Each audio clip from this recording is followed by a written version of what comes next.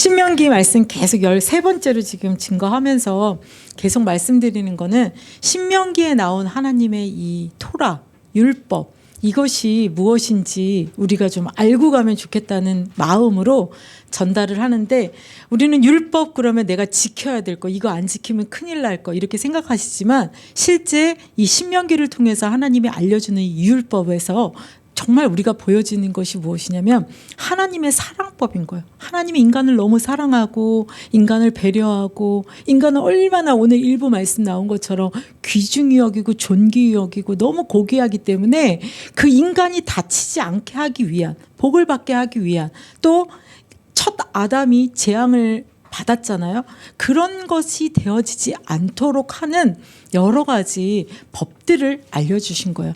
가장 기본은 십계명 같지만 그 십계명에서 하나님이 아주 세밀하게 이 신명기에서는 다루고 있어요. 그래서 신명기의 이 모세의 두 번째 설교를 통하여서 어떻게 하면 우리 하나님께 부름받은 우리 백성이 하나님께 영광 돌릴 수 있는지, 하나님을 어떻게 기쁘게 할 수 있는지, 뭐 예배법, 제사법, 하나님을 바라보는 법이고, 나머지는 6계명부터 10계명처럼 긴 장이 뭐에 대해서 설명하고 있냐면 인간이 인간끼리, 이웃끼리, 이게 12지파가 원래는 형제자매잖아요. 그 형제끼리 어떻게 잘 지낼 수 있는지에 대한 법들을 말씀하고 있는 거예요. 이걸 조금 더 쉽게 이해하게 하기 위해서 제가 한번 예를 들어볼게요. 이번에 우리 이정수 지사님 아파트 이사 가셨습니다. 사람들이 어떤 아파트를 들어가려고 할 때 그 아파트를 볼 수 있는 방법이 없잖아요. 그러니까 그 아파트를 짓기 전에 그 사람들이 뭘 만들어 놔요? 모델하우스를 만들어 놓잖아요. 그러면서 우리 아파트는 저 아파트보다 이게 더 좋은 아파트예요, 이런 부분을 갱신했어요 하면서 모델하우스를 만들어 놓잖아요. 차도 요번에 뭐 무슨 새로운 신차가 나왔다, 새 차가 나왔다, 그럼 어때요?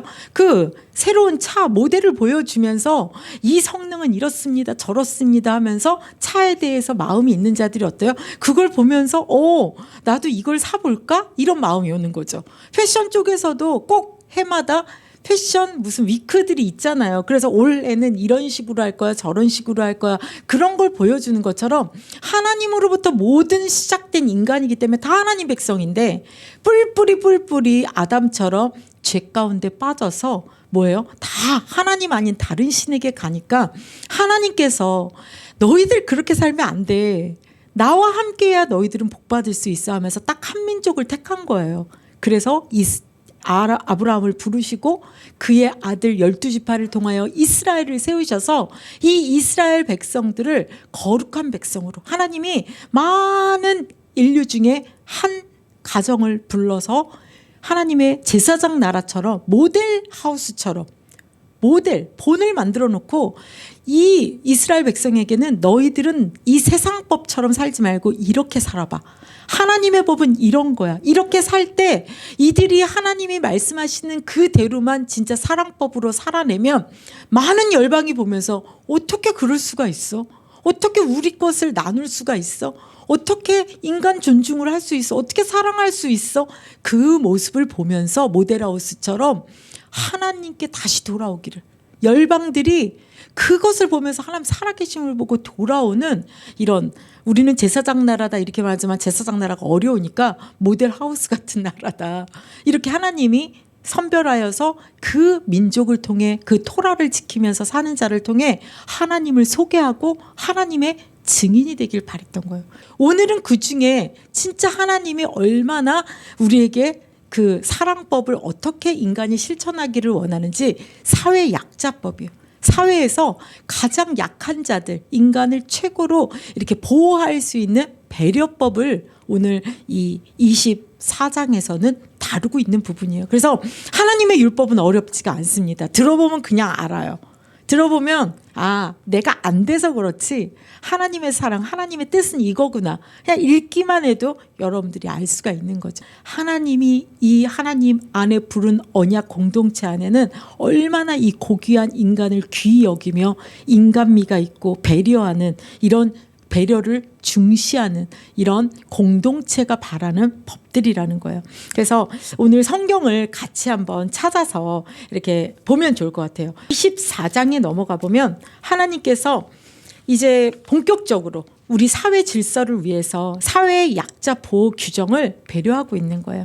이렇게 부부가 잘 살고 있으면 괜찮죠. 근데 부부가 문제가 생겨서 이혼을 하게 될 경우나 문제가 될 경우에 그 시대에는 남자들은 강하지만 여자들은 보호받아야 될 존재였잖아요. 그러니까 하나님께서 세밀하게 무엇에 대해서도 말씀하고 있냐면 이혼 남편에게 쫓김 이렇게 뭐라 그러죠?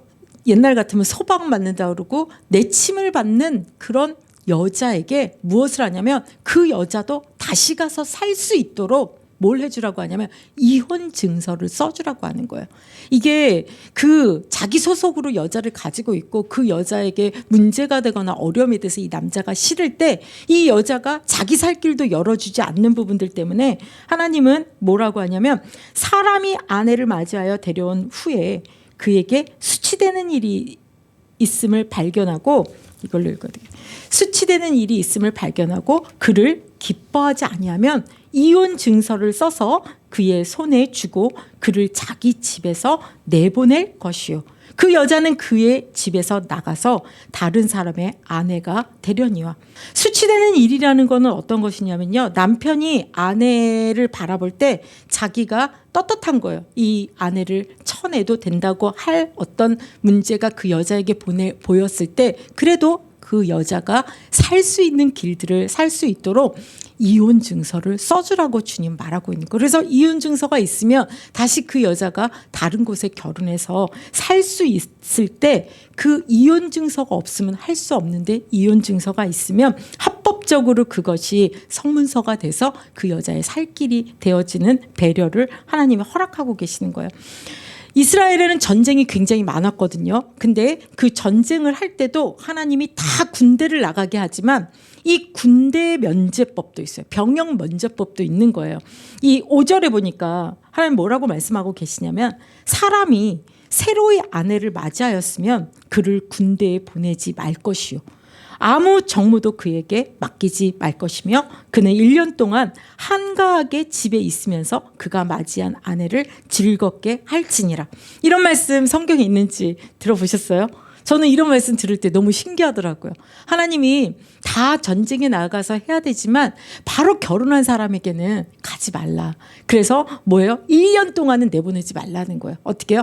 그 맞이한 신부와 함께 1년 뭐겠어요? 결혼하여 아이를 낳고 아이를 키울 수 있는 그런 신혼의 시간을 보낼 수 있는 이 배려인 것이죠.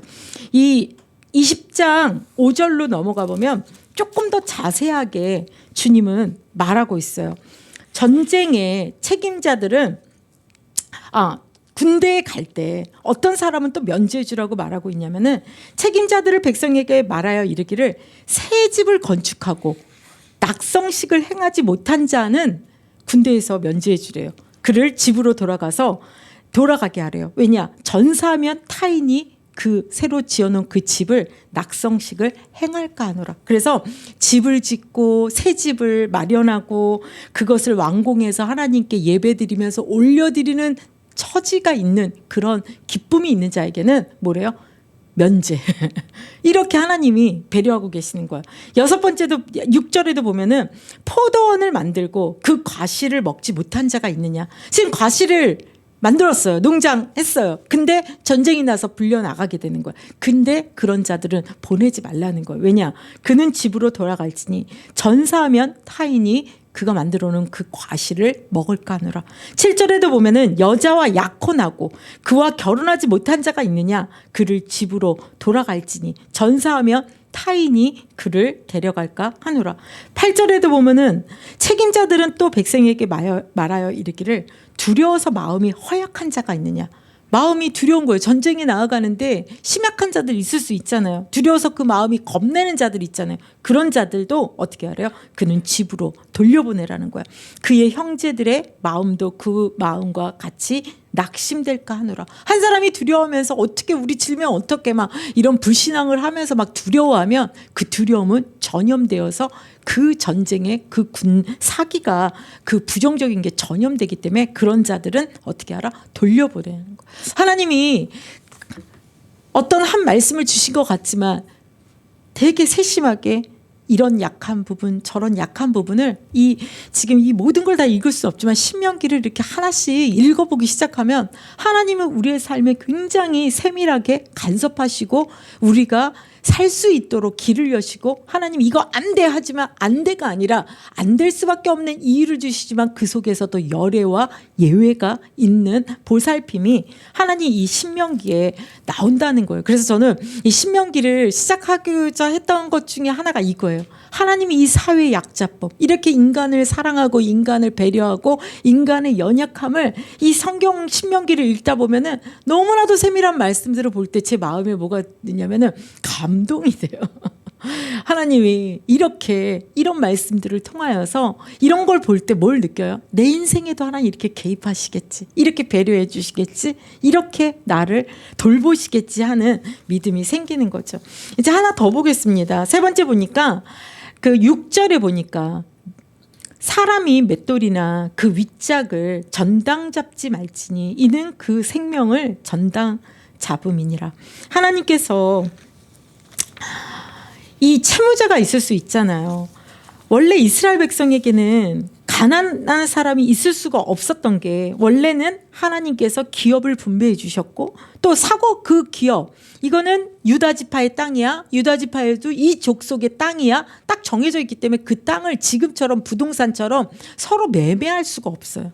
그 땅은 내 땅, 하나님 주신 기업 절대 사고 팔 수가 없는 땅이기 때문에 기업을 이어갈 수 있는데 인간은 살다 보면 어떤 이유로든 문제와 사건 속에 가난해질 수가 있게 되는 거잖아요. 그렇다 보면 어떻게 돼요? 돈을 빌리게 되고 어려움을 당하게 될 때 그럴 때 어떻게 돼요? 그것을 전당을 잡고 내가 이거를 전당 잡을 테니 그만큼 좀 돈 좀 빌려줘 할 때가 있잖아요. 그럴 때 이게 사회 약자법일 때 가장 가난한 자 그중에 전당 잡으면 절대 안 되는 게 무엇이냐? 맷돌이라는 거예요. 이 맷돌은 가장 이들의 생활 필수품이죠. 먹는데 이렇게 갈아서 이렇게 빵을 만들고 떡을 만들고 뭘 만들어서 먹는 가장 기초적인 생활품이기 때문에 하나님이 다른 것은 다 전당 잡아도 가장 기초적인 이 생활 필수품 먹는 거 죽음과 연결될 수 있는 것들은 기본적인 그것들은 하나님이 전당 잡지 못하도록 법으로 금하고 있는 거예요. 왜냐? 하나님께서 기본 생활을 이어갈 수 있게 하시기 위한 것들인 거죠. 그래서 맷돌 윗짝을 전당 잡지 말아라. 전당을 그거는 생명과 관련되어 있기 때문에 채무자의 최소한의 생계를 책임져 주라는 거예요. 인간적인 것이죠. 이것까지도 다 빼앗는다는 건 인간이 아니다. 인간적이지 못하다라고 주님은 이런 인간의 긍휼의 마음을 사람들에게 법으로서 알려주시는 거죠. 7절에 보면은 또 말씀하고 있어요. 자기 형제를 종으로 삼거나 사람을 유인해서 사람이 자기 형제 곧 이스라엘 자손 중 한 사람을 유인하여 종으로 삼거나 판 것이 발견되면 어떻게 하라고 하신 줄 알아요? 그 유인한 자를 죽여버리라는 거예요. 왜냐? 그 악이 그 사회에 공존하지 못하도록. 그래서 이같이 하여 너희 중에서 악을 제하여 버리라는 거예요. 그래서 왜 유인해서 종을 삼고 왜 유인해서 지금 말로 말하면 인신매매잖아요. 다 왜 그럴까요? 자기의 유익을 위해서. 자기의 유익을 위해서. 그 유익이 뭐에서부터 시작됐을까요? 탐욕이죠. 욕심. 나 중심적이고 남을 생각하지 않는 거죠.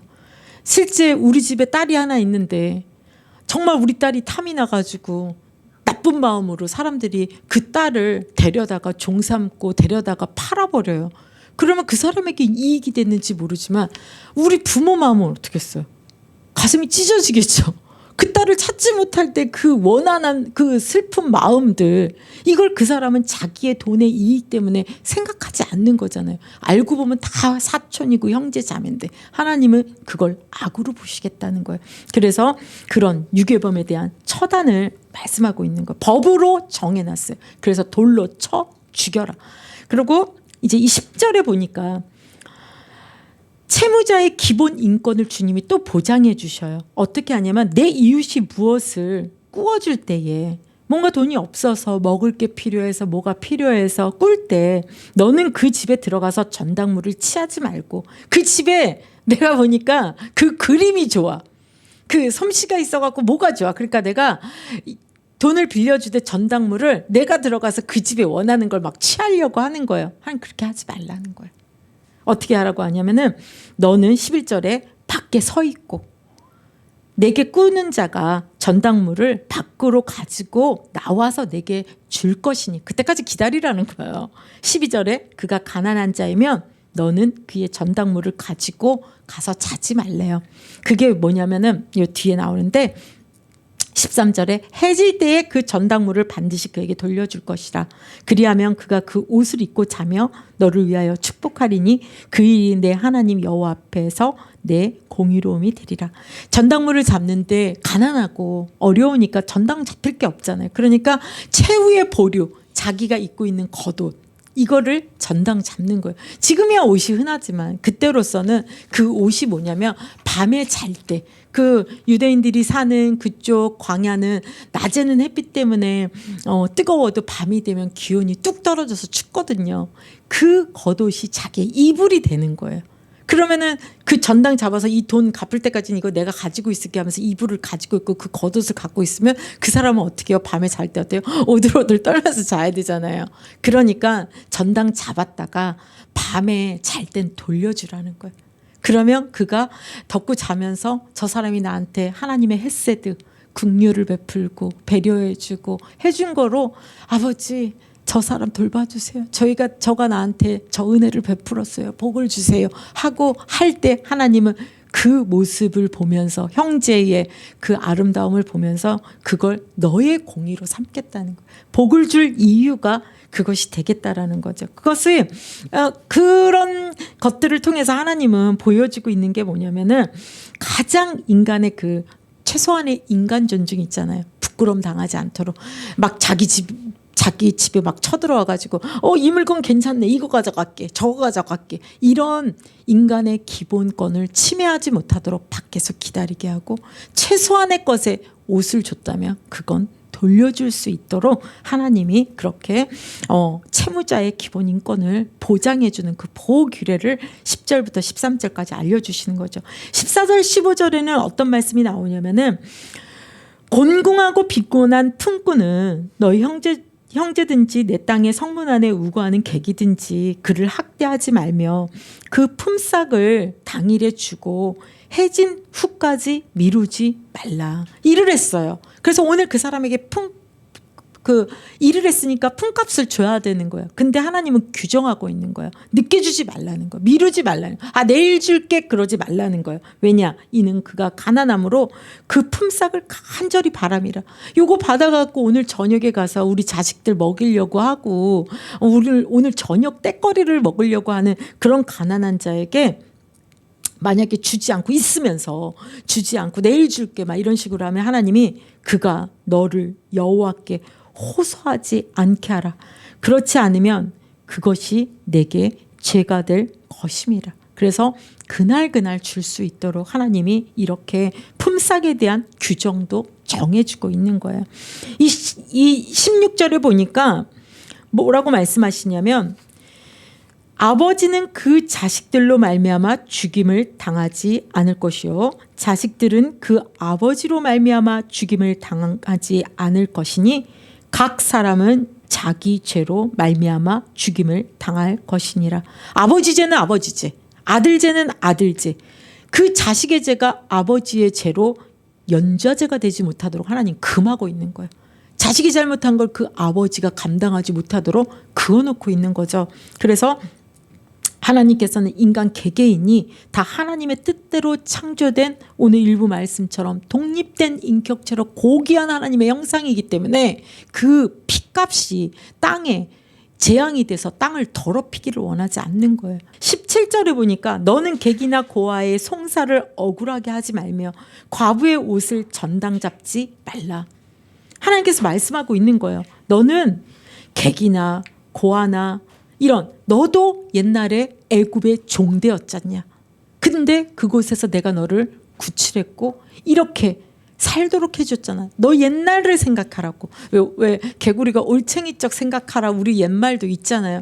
우리가 노예되었을 때, 우리가 고통당했을 때, 우리가 억울함을 당해서 채찍 맞으면서 그 벽돌을 꾸우면서 애굽에 고통받았던 걸 기억하면서 너의 소유의 너의 그 지경에 들어와 있는 나그네나 객에게 고아나 가부에게 지금 어려움 당하고 있는 자들에게 뭐 하지 말래요? 억울하게 하지 말라고 하고 있는 거예요.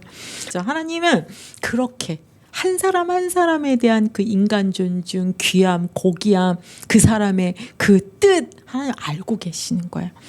이제 10절, 19절에 보니까 하나님께서 내가 밭에 곡식을 벨 때에 그 한 뭇을 밭에 잊어버렸거든. 그러니까 이것도 낫을 베고 왔어야 되는데 깜빡 잊어버렸네. 그러면 다시 가서 가져오지 말라는 거예요. 그냥 내두라는 거예요.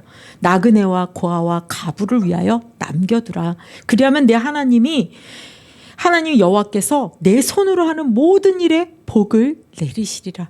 여러분이 넉넉하게 좀 모른 척하면서 조금 더 나누는 그거를 하나님 보시고 내가 하는 손으로 하는 거, 내가 일하는 거에 뭐예요? 복을 내려주시는 거. 자손을 복을 주신다는 거예요. 내가 하고 있는 직업에 복을 내려주신다는 거예요. 이 전대가 뚫리지 않도록 막아주신다는 거예요.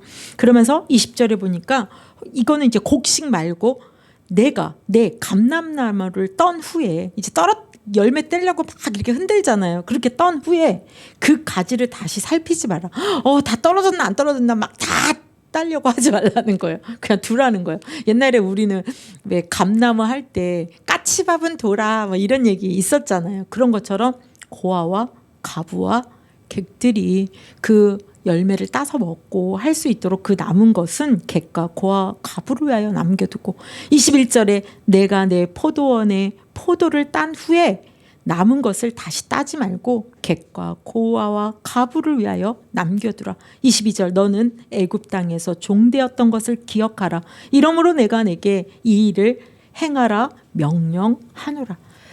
시간이 많이 가서 10절은 빼고요. 나중에 하고 9번까지만 21절까지만 하겠습니다. 율법의 목적은 뭐예요? 이스라엘 백성으로 하여금 이웃의 가난한 자들을 적극적으로 관심을 갖고 하나님 보여주기를 위하는 거예요. 이 율법을 지켜서 구원 얻을 사람은 없습니다. 율법이 몇 개냐? 613개라고 해요.